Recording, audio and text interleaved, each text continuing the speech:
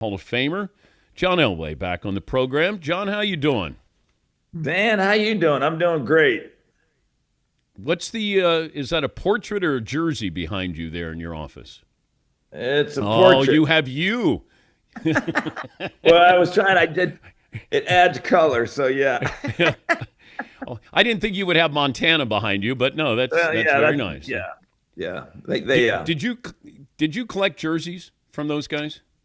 I did not. I did not. That fad came after me. Yeah, we never really did that. Even though I have a Merino and a Montana. I do have some, but it wasn't something we did all the time. Do you care where you're ranked all time when rankings come out? That greatest quarterbacks. How? I mean, I don't. You can't do anything about it now, but how competitive are you? I think that everybody, you know, everybody has different opinions on different players. Obviously, we're all in different situations. I think you just like to be in the conversation, right? That's the key thing is if you're in the conversation, then you did all right during your career. And I think that you look at all the great quarterbacks that I played against that during our time that I have so much respect for. And sure, we were competitive when we were playing and wanted to be the best, but ultimately win football games and try to win world championships. And so, yeah, we were all competitive. But what's funny is I think, once we get away from the game, we were good friends during while we were playing, but probably better after we got done. But do you think you're better than Joe Montana or Tom? Like, you have to have that mindset to play the position that you're the best at doing this. Yeah, I think so. I think that it's when you're going through it, obviously certain guys do some things better than you do. They say, well, I wish I could do that a little bit better, do it as good as Danny. Danny obviously had a tremendous release and got rid of the football quicker than anybody. But, I think ultimately you have to believe that you're the best and that nobody can do it better than you can. I think that that is a mindset you have to even have a chance to get into the conversation.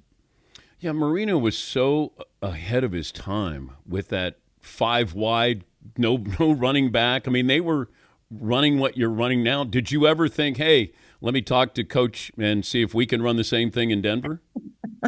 Yeah, well, I think that we were all kind of jealous of what Danny was doing down there because, like you said, I mean, 1984, I think he threw for 5,000 yards, right? And that was in a 16 game schedule. And that had, back then you just wanted to hopefully get to, it was really 3,000 was a good number. And then if you got to 4,000, that was like over the top. And then Danny in his second year, he got what do you have, 48 touchdowns and Yeah. over 5,000 yards. And so he got there in a hurry. And yeah, from that point on, I think, statistically, we're all chasing Danny because he was, setting the world on fire.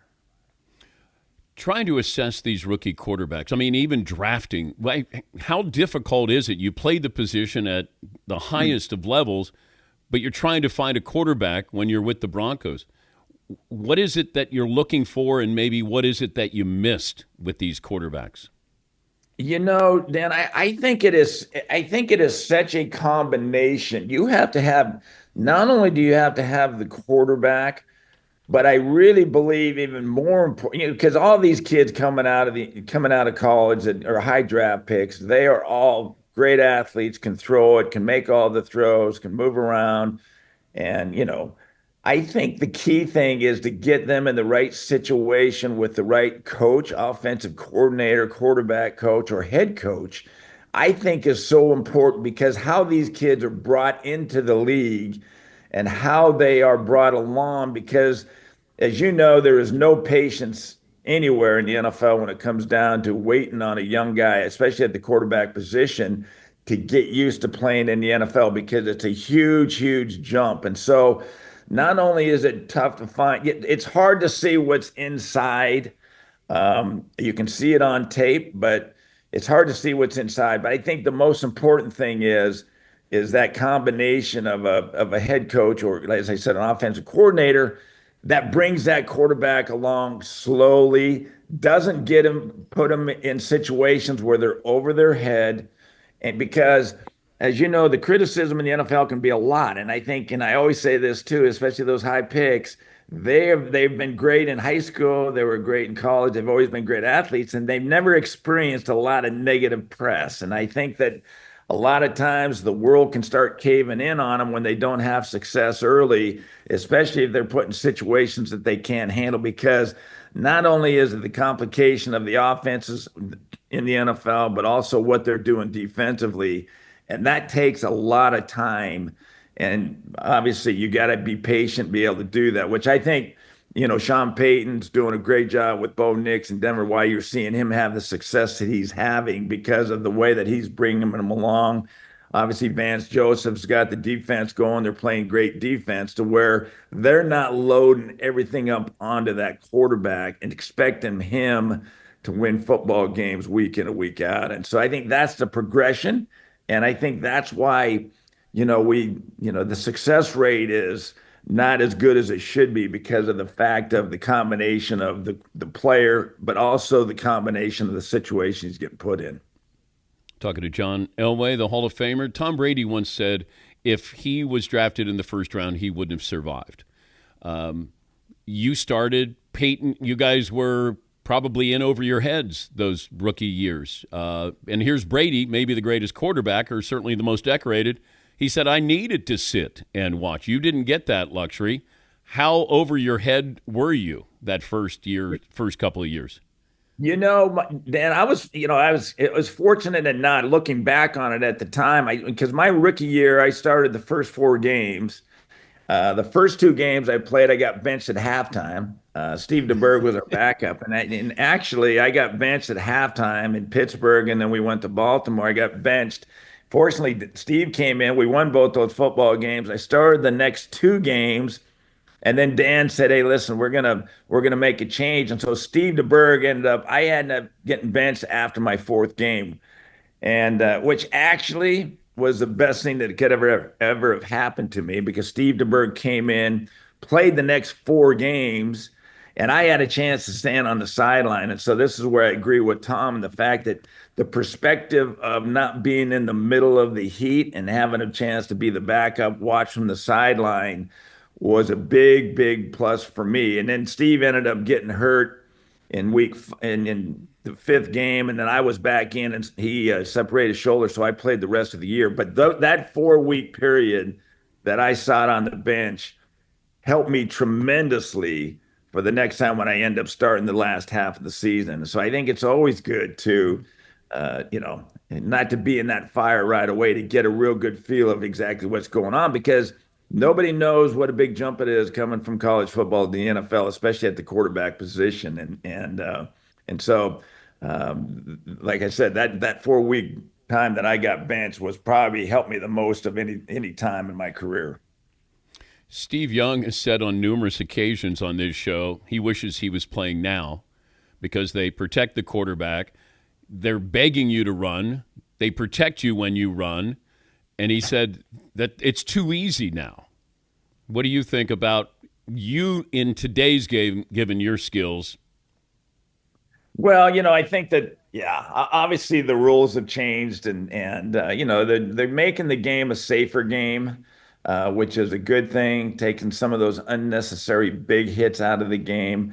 Obviously the quarterbacks are getting protected a lot more. You can't, my biggest fear was, defensive linemen falling off guys and hitting me in the legs when I'm, throwing a 25-yard comeback, all my weight's on that front leg and they can't hit there.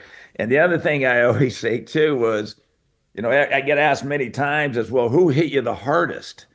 And it was usually the ground when they were on top of you and they landed on top of you. The ground is what hurt the most, right? So they can't land on you anymore either. So, but that's the transition of the game. I still, obviously what they do with the game and the passing game, how important it is now that and you don't get hit as much, but it's still a physical game. And I still say I wouldn't trade when I played, back in the 80s and 90s to now, just because the game's changed, the camaraderie's changed. The locker room to me was a place that was almost home for me.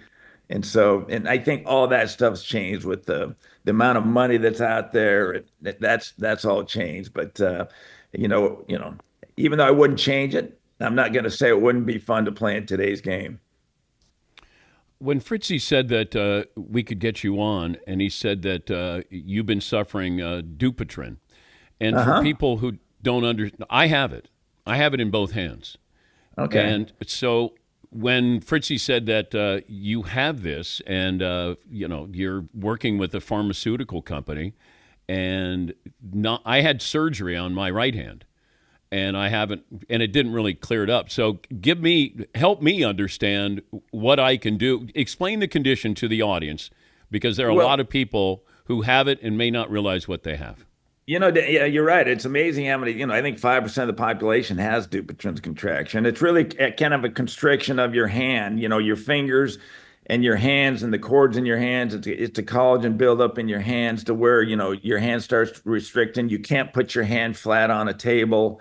I don't have a lot of pain with it, but it was more of annoying the fact that it's a condition that it doesn't go away, and it doesn't you can make it better, but it doesn't go away. So it's a progressive condition. And so I just went to Greek, our trainer, and said, what's going on with my hand?